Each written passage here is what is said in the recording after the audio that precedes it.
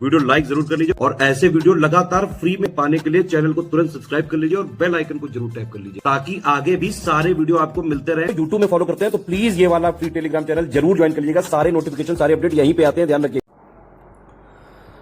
नमस्कार साथियों, स्वागत है आप सभी का स्टडी फॉर सिविल सर्विसेज में। ये हमारी क्लास है एनवायरनमेंट की और एनवायरनमेंट की क्लास में आज का हमारा टॉपिक होने वाला है पारिस्थितिकी पिरामिड।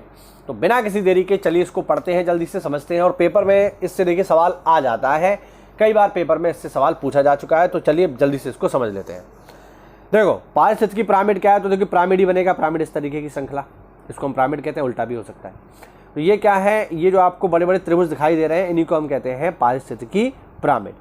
और पारिस्थितिकी पिरामिड से हमें यह पता चलता है किसी परितंत्र में, बेसिकली जब हम पारिस्थितिकी पिरामिड पढ़ते हैं तो इससे हमें तीन चीजें पता चलती हैं। क्या क्या?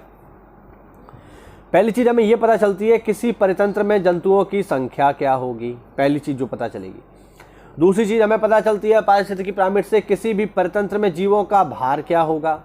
और तीसरी चीज हमें पता चलती है कि किसी परितंत्र में ऊर्जा का प्रवाह किस तरीके से होता है। तो पारिस्थितिकी पिरामिड हमें क्या क्या चीजें बताते हैं? तीन चीजें बताते हैं, जीव संख्या, जीव भार और जीव ऊर्जा। ध्यान रखना यही है। अब थोड़ा सा पढ़ लेते हैं। देखो पारिस्थितिकी पिरामिड किसी परितंत्र में पोषण स्तरों का आलेखी निरूपण है। इनकी आकृति पिरामिड की तरह होती है और ये तीन प्रकार के होते हैं, वही जो मैंने अभी आपको बताया है ना, जीव ऊर्जा, जीव भार और जीव संख्या। उत्पादक पिरामिड के आधार पर रचना करते हैं, यानी ध्यान रखना हमेशा कि किसी भी पिरामिड के सबसे नीचे कौन होंगे, हमेशा उत्पादक होंगे। ध्यान रखना इस बात को, चाहे पिरामिड सीधा हो चाहे पिरामिड उल्टा हो, यहां पर भी उत्पादक होंगे। यानी कोई भी अगर पिरामिड बनेगा तो उसके आधार पर कौन होंगे, हमेशा उत्पादक होंगे, यानी प्रोड्यूसर होंगे। और पिरामिड की अनुवर्ती श्रेणियां शाकाहारी, मांसाहारी तथा शीर्षस्थ मांसाहारी स्तरों को दर्शाती हैं।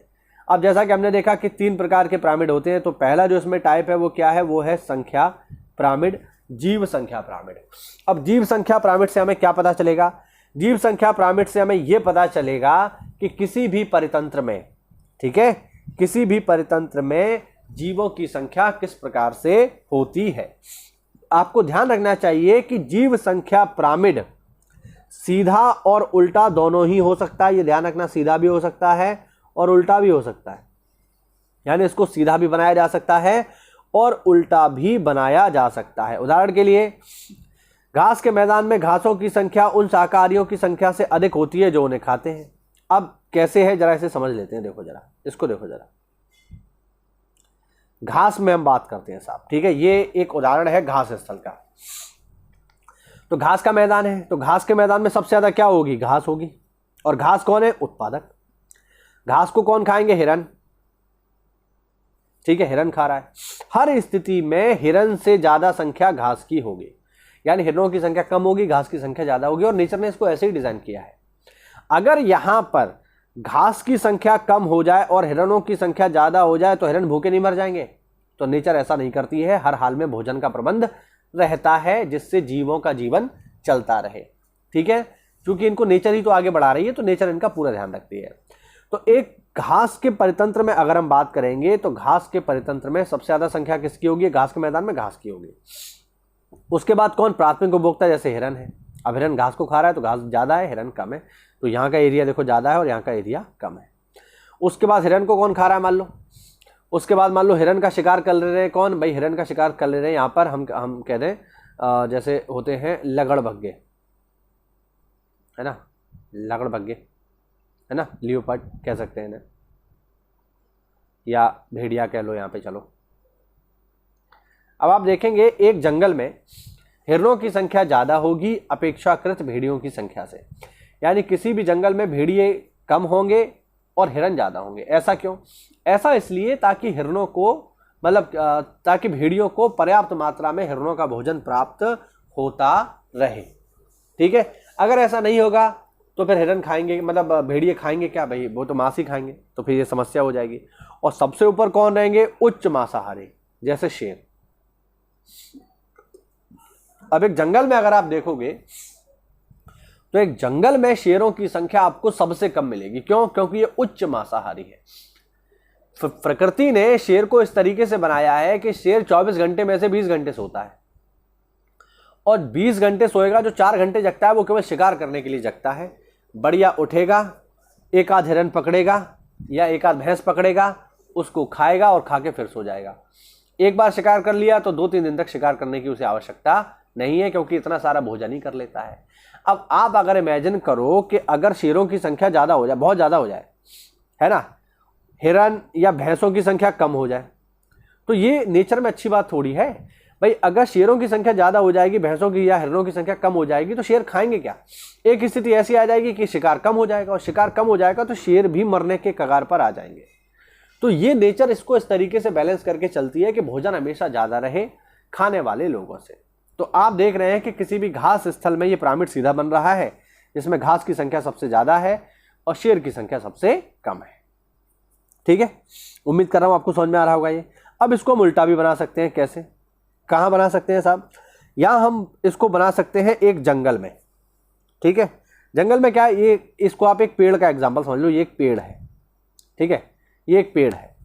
अब अगर हम एक पेड़ की बात करें साहब, ठीक है, ये एक सिंपल सा एग्जाम्पल है किसका, ये एक पेड़ है। ठीक, पेड़ में अगर आप देखोगे जीव की संख्या के अनुसार हम यहाँ पे देख रहे हैं, क्योंकि जीव संख्या चल रहा है ना, तो पेड़ का अगर आप एग्जाम्पल लोगे तो पेड़ एक है, और पेड़ क्या है, उत्पादक है। तो ये कौन हो गया, ये हो गया पेड़। संख्या इसकी एक ही है तो सबसे कम है। पेड़ के ऊपर कौन रह रहे हैं, पेड़ के ऊपर रह रहे हैं बहुत सारे कीट पतंगे। बात समझ रहे हो ना, पेड़ के ऊपर कौन रह रहे हैं, बहुत सारे कीट पतंगे। तो कीट पतंगों की संख्या, सॉरी इसको थोड़ा साफ कर लेता हूं मैं, तब आपको समझाता हूं। हाँ जी, ये हो गया पेड़। पेड़ के ऊपर कौन निवास कर रहे हैं, पेड़ के ऊपर निवास कर रहे हैं बहुत सारी चिड़ियां। ठीक है, बहुत सारी चिड़ियां निवास कर रही हैं। ठीक, तो चिड़ियों की संख्या ज्यादा है। चिड़ियों के खाने के लिए यहां पर मौजूद है क्या, बहुत सारे कीट। सही है ना, तो कीटों की संख्या चिड़ियों की संख्या से ज्यादा है। और इन कीटों के आसपास रहते हैं बहुत सारे सूक्ष्म जीव, फंगस वगैरह, उनको कीट खाते हैं। तो कहने का अर्थ है कि इसको हम उल्टा भी बना सकते हैं। अब उल्टा अगर हम बनाएंगे तो ये किसका एग्जाम्पल है, जीव संख्या का ही तो एग्जाम्पल है। अब अगर आप एक पेड़ को देखोगे तो पेड़ की संख्या सबसे कम है, एक ही पेड़ है, लेकिन उस पेड़ पर कितने सारे परजीवी निवास कर रहे हैं, इनकी संख्या बढ़ती जा रही है। पेड़ एक होगा लेकिन चिड़ियों की संख्या ज्यादा होगी। उन चिड़ियों से भी ज्यादा संख्या किसकी होगी, जो उसके आसपास कीट पतंगे जिनको चिड़ियां खा रही हैं। और उन कीटों से भी संख्या किसकी ज्यादा होगी, सूक्ष्म जीवों की होगी, जिनके साथ कीट निवास कर रहे हैं। तो यहां पर हम देख सकते हैं कि किसी भी परितंत्र में जीव संख्या पिरामिड को सीधा भी बनाया जा सकता है साथियों, और उल्टा भी बनाया जा सकता है। इसको सीधा उल्टा दोनों ही प्रकार से हम लोग बना सकते हैं। दोनों के एग्जाम्पल हमने यहाँ पे देखे। अगली क्लास में हम चर्चा करेंगे जीव भार पिरामिड की या जीव द्रव्यमान पिरामिड की, कि जीव द्रव्यमान पिरामिड क्या होता है, क्या इसको सीधा उल्टा बनाया जा सकता है, और बना सकते हैं तो कैसे काम ये करेगा। उम्मीद करता हूं ये आपको समझ में आया होगा। इंटरेस्टिंग टॉपिक था। अगर वीडियो अच्छा लगा हो, छोटा सा वीडियो है, इसी प्रकार के छोटे छोटे वीडियोस बना करके हम आपको सारा का सारा सिलेबस कवर करा देंगे। ठीक है, पूरा का पूरा एनवायरनमेंट। तो अगर आपको वीडियो थोड़ा भी अच्छा लगा हो तो वीडियो को लाइक करिए, और अगर आप हमसे प्रॉपर जुड़ना चाहें, हमसे जुड़ करके प्रॉपर तैयारी करना चाहें इस चैनल के माध्यम से, क्योंकि ये पूरी तरह से फ्री है, ये स्टडी फॉर सिविल सर्विसेज का फ्री इनिशिएटिव का हिस्सा है। यहाँ पर हम आपको सारी के सारे पेड PDF को फ्री में जो है पढ़ा देंगे, फ्री में। और इतना करने का दम केवल स्टडी फॉर सिविल सर्विसेज में ही है कि वो आपके लिए सारे वीडियोस फ्री रखता है। तो अगर आप हमसे जुड़ना चाहते हैं, सारे सब्जेक्ट प्रॉपर पढ़ना चाहते हैं, मैंने इस चैनल पर पूरा का पूरा ज्योग्राफी कवर किया है, पूरा का पूरा यूपी स्पेशल कवर किया है, और अब शुरू हो रहा है एनवायरनमेंट। तो अगर आप बिल्कुल सिरे से तैयारी करना चाहते हैं तो आज ही हमको सब्सक्राइब करिए, हमें फॉलो करिए। मिलते हैं अगली क्लास में, तब तक के लिए जय हिंद, जय भारत, वंदे मातरम।